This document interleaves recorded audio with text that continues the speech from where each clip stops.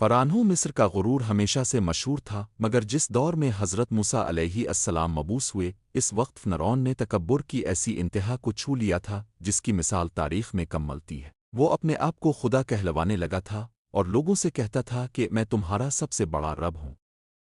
طاقت، دولت اور ہزاروں سپاہیوں کا غرور اس کے دل میں اس قدر بیٹھ گیا تھا کہ وہ سچ کو دیکھ کر بھی انکار کر دیتا تھا۔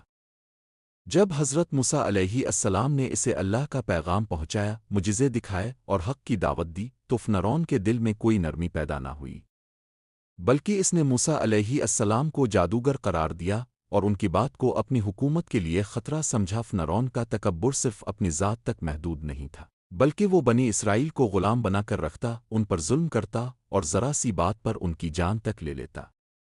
اس کے دربار میں سچ بولنا جرم تھا اور حق کو جھٹلانا اس کے نظام حکومت کا حصہ بن چکا تھا۔ وہ اپنے آپ کو زمین کا مالک سمجھتا تھا، حالانکہ اللہ نے اسے صرف آزمائش کے طور پر وقت کی حکومت دی تھی۔ جب اس نے موسیٰ علیہ السلام کے مقابل آ کر اپنی طاقت پر بھروسہ کیا، تو وہ یہ بھول گیا کہ دنیا کی سب سے بڑی قوت بادشاہوں کی نہیں، اللہ کی ہوتی ہے۔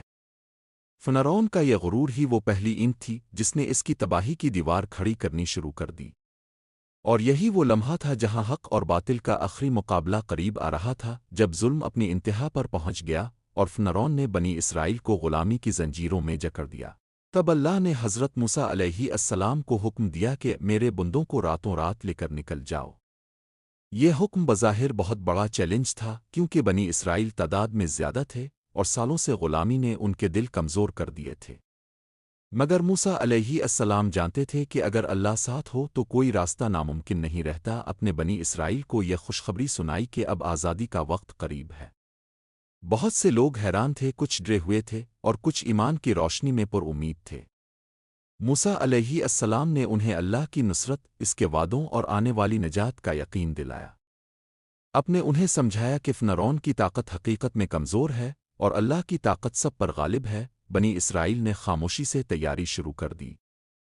گھر والوں نے ضروری سامان باندھا، چند روٹیاں پکائیں، کپڑے تیار کیے اور سب نے اس رات کا انتظار کیا جب انہیں غلامی سے نکل کر آزادی کی طرف چل پڑنا تھا۔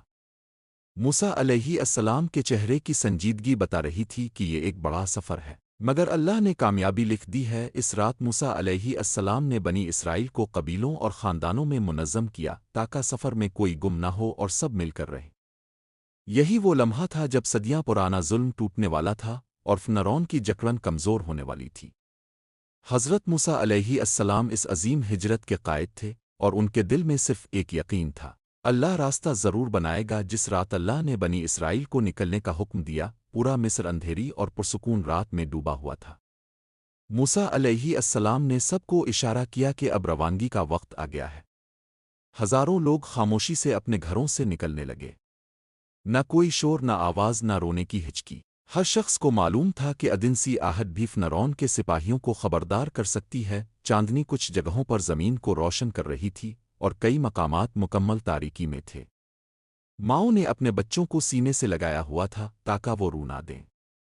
بزرگوں کو سہارا دیا جا رہا تھا، کچھ نوجوان پیچھے پیچھے چل کر حفاظت کا اہتمام کر رہے تھے۔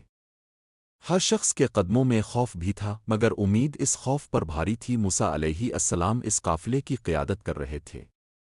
آپ کے دل میں اللہ پر وہ یقین تھا جو پہاڑوں کو بھی ہلا دے۔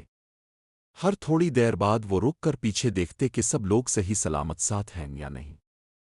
اس سفر میں کوئی چراغ نہیں جلایا گیا، کوئی مشل نہیں روشن کی گئی، کیونکہ ہر قدم پوشیدہ رہنا بہت ضروری تھا۔ بنی اسرائیل کے دلوں میں ایک عجیب کیفیت تھی، وہ غلامی کی سرزمین سے دور ہو رہے تھے مگر آگے کا راستہ نامعلوم تھا۔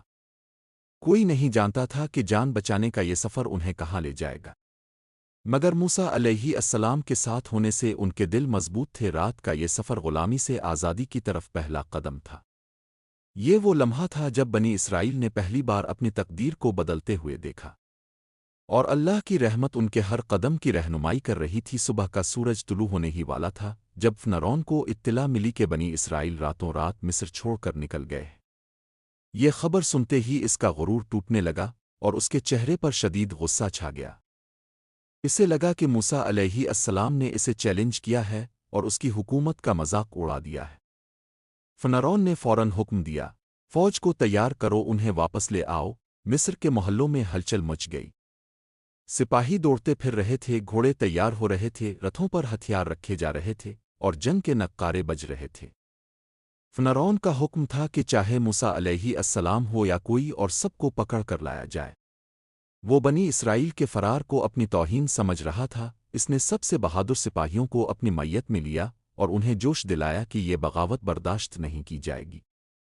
فرعون کے چہرے پر انتقام کی آگ بھڑک رہی تھی اور اس کا غرور اسے تباہی کی طرف لے جا رہا تھا، مگر اسے اس کا اندازہ نہیں تھا۔ فوج پوری طاقت اور رفتار کے ساتھ بنی اسرائیل کے پیچھے نکل پڑی۔ مٹی کے بادل اٹھ رہے تھے، گھوڑوں کی ٹاپوں کی آواز گونج رہی تھی اور ہر سپاہی کے دل میں ایک ہی مقصد تھا، بنی اسرائیل کو واپس لانا اور موسیٰ علیہ السلام کو شکست دینا۔ یہ وہ لمحہ تھا جب حق اور باطل کے درمیان آخری مقابلہ بہت قریب آ گیا تھا۔ فرعون سمجھتا تھا کہ اس کی فوج دنیا کی سب سے طاقتور ہے، مگر وہ بھول گیا تھا کہ دنیا کی سب سے بڑی طاقت اللہ کی ہے۔ حضرت موسیٰ علیہ السلام سمندر کے کنارے کھڑے ہوئے۔ انہوں نے اللہ کے حکم پر اپنی لاٹھی اٹھائی اور پوری یقین کے ساتھ سمندر پر ماری۔ جیسے ہی لاٹھی پانی سے ٹکرائی، ایک ایسی عظیم نشان ظاہر ہوا کہ انسان کی عقل حیران رہ جائے۔ سمندر دو بلند دیواروں کی شکل میں کھڑا ہو گیا۔ درمیان میں ایک خشک راستہ بن گیا، جیسے پانی نے خود راستہ چھوڑ دیا ہو۔ بنی اسرائیل نے حیرت سے آنکھیں کھول دیں۔ کسی نے ایسا منظر اپنی زندگی میں نہ دیکھا تھا۔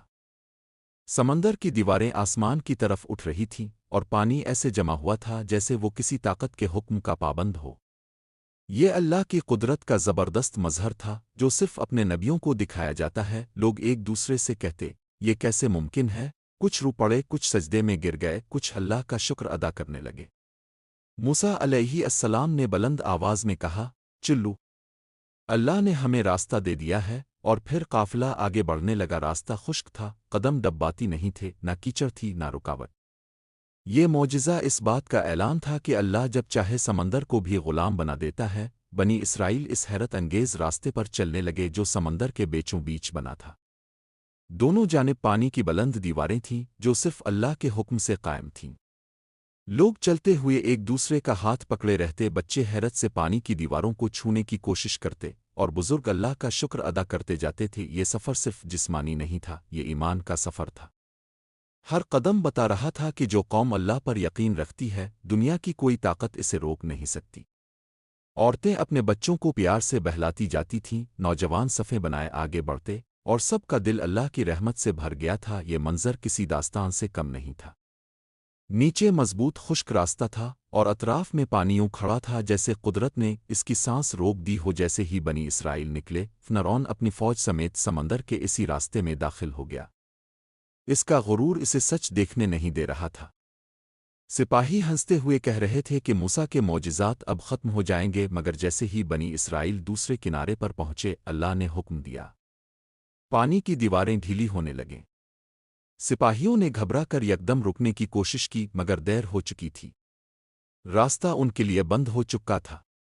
پانی پہاڑوں کی طرح ان پر ٹوٹ پڑا۔ فرعون نے آخری لمحے میں سچ کا اقرار کیا، مگر اللہ نے فرمایا کہ اب ایمان قبول نہیں ہوگا، اور یوں تاریخ کا سب سے مغرور بادشاہ ہمیشہ کے لیے ڈوب گیا۔